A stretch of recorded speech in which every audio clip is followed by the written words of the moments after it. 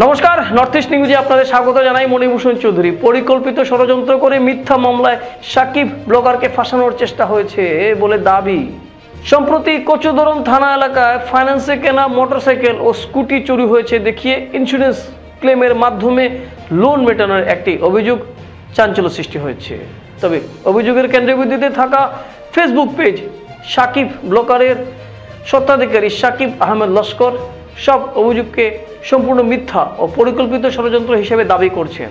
সাকিব সাংবাদিকদের বলেন, শিল্পী বেগম ও হাবিলকে নিয়ে একটি অসাধু চক্র টাকার প্রলোভন দেখিয়ে আমাকে ফাঁসাতে মিথ্যা অভিযোগ তৈরিতে প্ররোচিত করেছে। অভিযোগগুলো সম্পূর্ণ ভিত্তিহীন।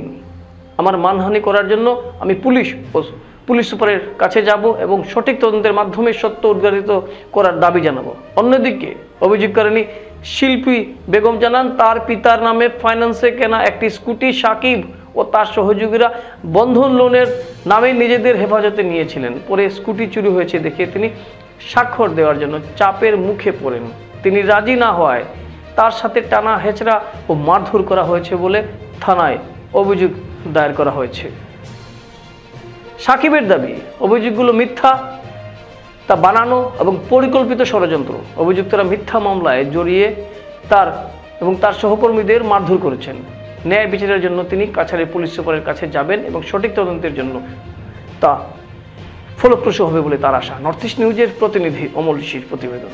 আমার নাম সাকিব আহমদ লস্কর। আপনারা নিশ্চয়ই জানেন, বিগত কয়েকদিন থেকে আমার উপরে যেরকম অত্যাচার চলে, আর গত 2 দিন আগে এবারও আমার উপরে কিছু মাত আইছে, আবার ভিডিও একটা ক্রিয়েট হয়েছে ইন্স্যুরেন্স জালিয়াতির মাতে। তবে শিল্পী বেগম আর হাবিল আমার উপরে যে ভিডিওটা করছেন, যে তারা যে ডকুমেন্ট দিয়ে আমার উপরে ভিডিওটা করছেন, এটা একদম ফলস। মানে আমি এই বিষয়ে টোটালি জানি না, তারা টোটালি ফলস তথ্য দিয়া একদম সম্পূর্ণ মিথ্যা। মানে তারা একদম আমারে ফাঁসানির একটা চেষ্টা করেন, বারবার বেকার কোনো ডকুমেন্ট দিয়া, যে ডকুমেন্টগুলোর আমার কোনো তথ্য নাই, তারা মানে আমারে ফাঁসানির চেষ্টা করেন। তবে আমার যে মানানি যেটা এটার মানে ক্ষয়ক্ষতি মানে তারা দিতে লাগবো। আমি একদম এসপি পর্যন্ত যাইমু, যতটুক করা লাগে আমি করবো। তারা মানে ঘটনাটা আমি পুরা জানি না, বাট বিগত কয়েকদিন আগে, যে 5 দিন আগে তারা আমার এক জায়গা অ্যাটাক করছে। অ্যাটাক করার পরে আমি আমার পেজের মাধ্যমে আমি লাইভ করছি, যে লাইভও আমি শুনতে পাইছি যে ওই মহিলায় বকাবকি করডা যে আমি তার কিয়ম ধরে একটা গাড়ি লইয়া ইন্স্যুরেন্সর জালিয়াতির মাতে আমি তার গাড়িটা বেছে লইছি। ওরকম তথ্য আমি পাইছি, আর কিচ্ছু পাইছি না এইসব বিষয়ে। বাট আমি কিচ্ছু জানি না, আমি টোটালি এই এনজিওর বিষয়ে কিচ্ছু জানি না। এখানে যে তারা যেগুলা শো করছে এগুলা একদম মানে ভুল তথ্য, এগুলা সম্বন্ধে আমার কিচ্ছু ধারণা নাই, আমি এইসব বিষয়ে জানিও না। জি না, আমার লগে কোনো তারা যে ব্যক্তি যে আমার উপরে এই ভিডিও করে তার লগে আমার কোনো বিবাদ নাই, কিন্তু যেসব মানুষে মানে আমার উপরে এই চক্রান্তটা করে তারা এই ব্যক্তিটারে সাজাইছে। এই ব্যক্তিটা কোনোদিন মাতো গেল নয়, এই ব্যক্তিটার লগে আমার সুসম্পর্ক আসলো, কিন্তু ওই কিছু চক্রান্ত মানুষে এই ব্যক্তিটারে কিছু টাকা করে দিয়ে এটা সাজাইছে টোটালি আমারে মানে ফাঁসানির লেগে। কারণ তো আমি জানি না, বাট কিতার লাগে যে তারা আমারে ফাঁসানির চেষ্টা করে এটা টোটালি আমি জানি। আমি নিজেও হতবাক যে তারা কিতার লাগে আমার উপরে বারবার ভিডিও ক্রিয়েট করে আমার মানুষ দিয়া মানে আটকার, এটা আমি টোটালি মানে এই বিষয়ে আমার কোনো জ্ঞান নাই, আমি জানিও না। এটাক যেটা করছেন, যেমন আমার ও বাইরের উপরে যে এটাকটা আইছে, এটাকটা টিঙ্কু, তার নাম ফিরোজ, আর এলাকা এরশাদ সিদ্দিক, আর টিঙ্কু যে তার বাবা এলাকার লালু, ও তারা ফুল চক্রান্ত ইমাতো যে ফুল ঘটনাটা তারা সাজা। তারার লগে আমার কোনো বিবাদ নাই, তারার লগে আমার চলাফেরার বিষয়ে তারার লগে আমার কোনো বিবাদ নাই, বাট কিতার লাগে যে তারা উঠিয়ে পড়িয়ে আমার লগে লাগলো এটা আমি নিজেও জানি না। ঘটনা পরে তো আমি এফআইআর করছি, তবে তো আমার হিরক স্যার আইয়া তো এখানে এভিডেন্স লইয়া গেছেন, তবে কেসও পড়ছে, কিন্তু জানিয়ান না এখন পর্যন্ত কতটুকু হয়েছে। মানে আমারে তো এখানে যে তারা যে বিষয়ে আমারে আটক করছে এটা তো একদম ফলস একটা কথা। তবে তারা আমার আটক করছে, পুলিশ আই আমার ওখান থেকে নিচে রেস্কিউ করিয়া, তবে তো আমি আই গেছি গা, এখানে তো অন্য কোনো মাতও হয় না। ঘটনার সময় আমি আমার বাবারে ফোন করছি, তখন আমার বাবা পুলিশ স্টেশনে গেছেন, যে পুলিশ লইয়া আইসুন, এখান থেকে আমার রেস্কিউ করে নেওয়া হয়েছে। পরে তো আমি পুলিশ স্টেশন থেকে আমার বাড়িতে আই গেছি গা। পরবর্তীতে তার উপরে অ্যাটাক হয়েছে এটা বিষয়ে আমি জানি না, কিন্তু আমি গড় থেকে মানে তার চিল্লানি উনিয়ে আমি বাইরে হয়ে গেছি। এ আমার লগে বেজান ঘুরাঘুরি করে, কিন্তু তার উপরে যেটা অ্যাটাক হয়েছে এটা সম্বন্ধে কইব।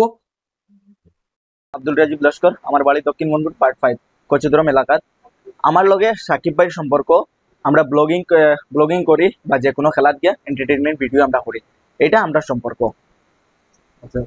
আমার সম্পর্ক আছে টিঙ্কুর লগে, এরশাদ এবং সিদ্দিক তারার লগে সম্পর্ক আছে। আমার একটা বিষয়, আমার একটা গাড়ির বিষয় তারার লগে সম্পর্ক আছে। এই গাড়িটার মানে আমি সকালবেলা বুধবারে সকালে আমি কচুদরম যাওয়ার সময় আমার এই টিঙ্কুরে ডাকিছে, বললেন তার ঘরও আইবার লাগে, তার গরু আইবার লাগিন। আমি কইছি এখন আমার বিজি বেশ, আমি ব্যস্ত আছি, বিকালবেলা আমি গরু আইব। সন্ধ্যার পরে আমি গরু আইলে তানোর গরুর মধ্যে এখানে আইয়া পাই এই যে যারা যেন আমার দলবদ্ধভাবে আক্রমণ করছে তারা আই পাই চা পান করা।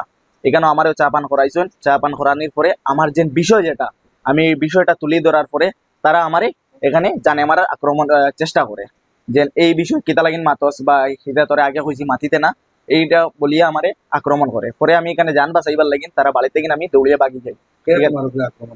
এক নম্বর হইল টিঙ্কু, 2 নম্বরে টিঙ্কুর বাবা লালু, আর 3 নম্বর হইল এরশাদ, 4 নম্বর সিদ্দিক মেম্বার, আর 5 নম্বর হইলো হাবিল, 7 নম্বরে আছে এখানে জাকির হোসেন। এইরকম তারা তারা ছেলে মেয়ে আরো ছেলে মেয়ে বা জাকির হোসেনের হাবিলের স্ত্রী ওইখানে আসলো। তারা অস্ত্র আগুয়াই দিছে হাবিলের বেটিয়ে বা বেটি মানুষ যারা আছেন যে তারা অস্ত্র আগুয়াইয়া দিছেন হাবিল আমরারে, যে আমারে মারার লাগিন। আমি এখানে প্রাণের বয়ে দৌড়িয়া তারা বাড়িতে পালাইয়া স্থানীয় একজনের বাড়িতে গিয়ে আমি উঠার পরে এই স্থানীয় হওয়ার পরে এখানে আমি যে যাইতে সময় দৌড়িয়ে যেতে সময় প্রথমে আমার কাছে একটা মোবাইল আসলো পোকো X3। এটা দিয়ে আমি আমার ঘরে কল করতে সময় তারা আমার হাতে এই মোবাইলটা নিয়ে গেছে। পরে আসলো রিয়েলমি, এটাই আমার 2টা ফোন আসলো। এখানে আমি ব্লগিং করি, ভিডিও করি, হিসাবে আমার 2টা ফোন থাকে বা যার কাছে যাই আমি সবাই দেখে আমার যে 2টা ফোন আছে। এই 2টা ফোন তারা আমার লিয়ে যায়। আর পরে স্থানীয় যে বাড়িতে আমি ঢুকার পরে তারা কাছ থেকে আমি অনুরোধ করিয়া মোবাইল লওয়ার পরে আমার বড় ফোন মারি, বড় থেকে কই থানাত ফোন মারবার লাগে। এখানে যেন সাকিব ভাই আমার দেখলা যেন এইরকম তারা মারা ধরা করা, তাইনও আগাইছেন, আফগানির করে তাই নিজেও পুলিশ প্রশাসন ফোন মারছেন, মারিয়া কইছেন এখানে একজন ছেলেরে এইরকম আক্রমণ করা হয়।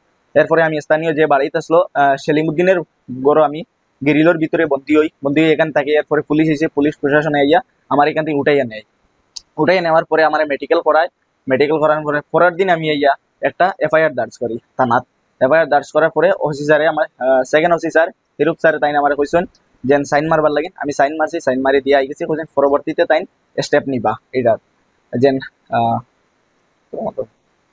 এটা তাই কইছেন যে অ্যাকশনটা তাই নিবা। ও তো আমি আই গেছি। এখন পর্যন্ত আমার কোনো রেজাল্ট পাইছি না বলিয়া আজকে খালি ওসি স্যারে ফোন মারছেন, ফোন মারি কইছেন থানাত যাইবার লাগিন। তো পরে আমরা যাইবার লাগিন প্রস্তুত হইছি। আমি কন্ট্যাক্টও করছি তার লগে, তাই নাসলা না থানাত এখন পর্যন্ত আবো। ওসি স্যারে আর কন্ট্যাক্ট করছেন না, কইছেন পরে তাই থানাত আবার পরে আমার ডাকাইবা যাইবার লাগিন।